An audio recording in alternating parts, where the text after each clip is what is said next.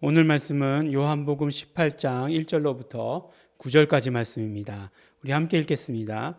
예수께서 이 말씀을 하시고 제자들과 함께 기드론 시내 저편으로 나가시니 거기 동산이 있는데 제자들과 함께 들어가시다. 거기는 예수께서 제자들과 가끔 모이시는 곳이므로 예수를 파는 유다도 그곳을 알더라. 유다가 군대와 및 대제사장들과 바리새인들에게서 얻은 하속들을 데리고 등과 회와 병기를 가지고 그리로 오는지라. 예수께서 그 당할 일을 다 아시고 나아가 가라사대 너희가 누구를 찾느냐 대답하되 나사렛 예수라 하거늘 가라사대 내로라 하시니라.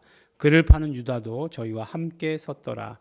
예수께서 저희에게 내로라 하실 때에 저희가 물러가서 땅에 엎드려지는지라.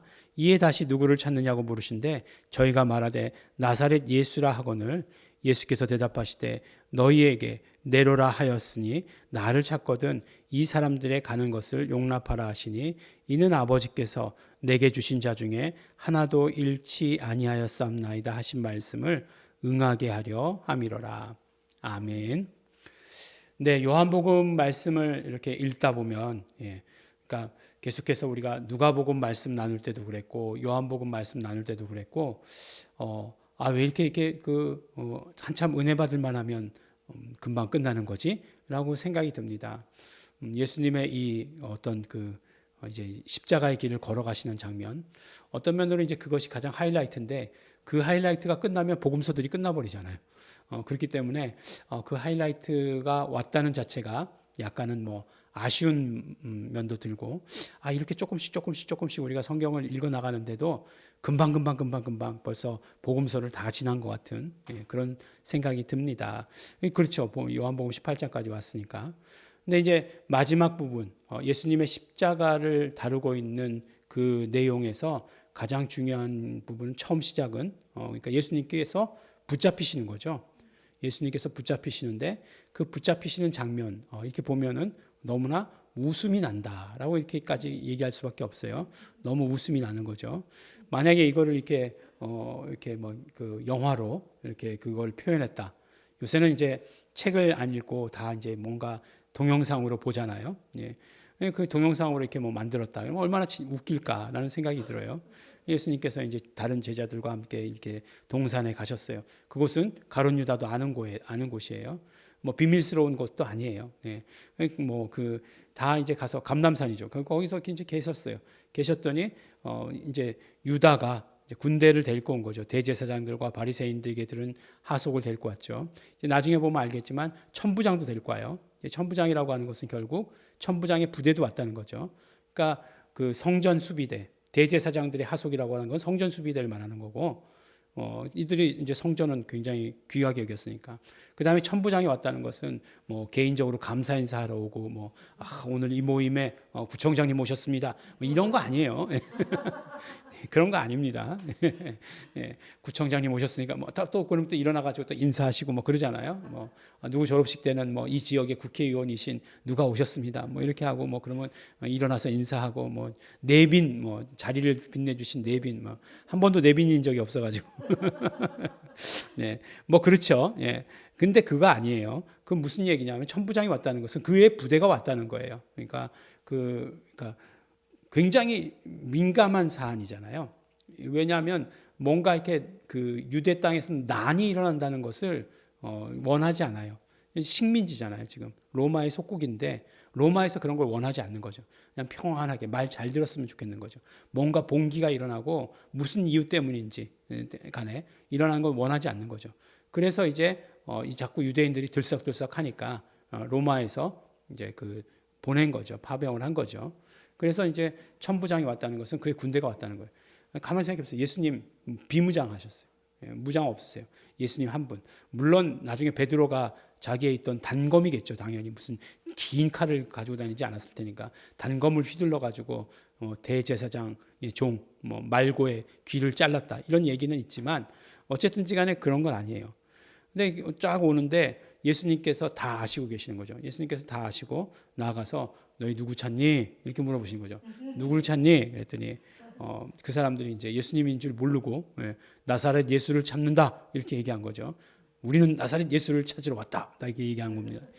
그러니까 예수님께서 뭐라고 말씀하십니까? 가라사대 내로라라고 이렇게 얘기하세요. 근데 이게 이 말씀이 이 웃긴 장면 가운데 굉장히 중요한 말씀이에요. 내로라라고 하시는 것은 뭐냐면 에고 에이미라고 이렇게 말씀하신 거예요. 에고 에이미.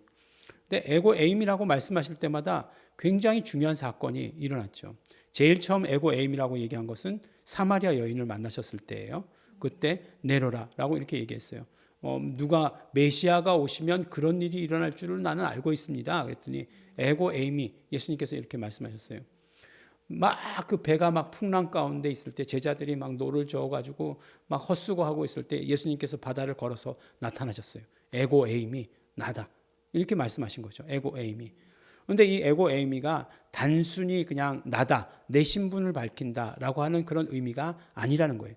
요한복음에서의 이 에고 에이미, 특히 뭐 나는 선한 목자다 이런 것도 예수 그리스도의 그 어떤 속성을 이야기해 주시는 것이긴 하지만 그냥 말씀하신 이 에고 에이미가 예수님께서 에고 에이미라고 말씀하신 것은 바로 구약의 나는 야훼다라고 할 때에 나 곧 야훼 뭐 이렇게 얘기하는 구절이 있어요. 그것을 의미하는 것이다. 그것을 이제 그 헬라어로 그대로 옮기면 에고 에이미가 되니까 그것을 말씀하신 것이다. 그러니까 결국은 예수님께서 내가 누구신지를 드러내실 때 이름으로 드러내셨다라고 하시는 것을 이야기해 주는 것이다라고 하는 거예요. 그런 의미를 가지고 있다는 거예요. 이거는 정말 근데 사실은 새벽기도에서 하기에 하고 나서 보니까 너무 어려운 얘기다라고 이렇게 생각이 됩니다. 왜 이렇게 어렵게 얘기할까 이렇게 생각이 얘기하면 사람은 자기가 아는 것을 얘기할 수밖에 없어요. 그런데 지금 한참 이제 논문을 쓰고 있는 거죠. 그러니까 논문 쓰고 있으니까 여러분들께 얘기해 드리는 게 뭐예요? 논문 얘기를 해드리는 거예요. 결국에는 내가 쓰고 있는 논문이 이렇다라고 하는 걸 얘기하는 거예요. 근데 이 얘기는 또 왜 하느냐? 우리 계속해서 기도해 주시기 바랍니다. 여러분들께서 기도해 주셔서 논문이 잘 완성될 수 있도록 그래서 뭔가 이렇게 커다란 그 예수 이름의 그 어떤 그 댐을 쌓는데 돌 하나 이렇게 보탤 수 있는 그런 것이 되었으면 참 좋겠습니다. 그래서 그런 것들을 이루어갈 수 있도록 꼭 기도해 주시고 그래야 뭔가 그 다음 또 그 다음이 있는 것이니까 한 단계를 건너야 그 다음 단계가 있는 것이니까 그걸 잘 밟을 수 있도록 우리 권사님들 또 우리 늘 기도해 주시는 기도팀들 기도해 주시길 부탁드립니다. 제가 부끄러워가지고 광고 시간에 기도 부탁은 못 하겠더라고요. 그렇지만 이 새벽 기도 시간에는 우리가 또 들으시는 분만 들으시니까 우리끼리 듣고 있으니까 이게 마음껏 부탁을 드립니다. 중요한 그래서 이렇게 이야기를 하시는 거예요. 그랬더니 이제 붙잡으러 온 사람이 어떻게 되냐? 엎드려! 딱 그렇게 된 거죠.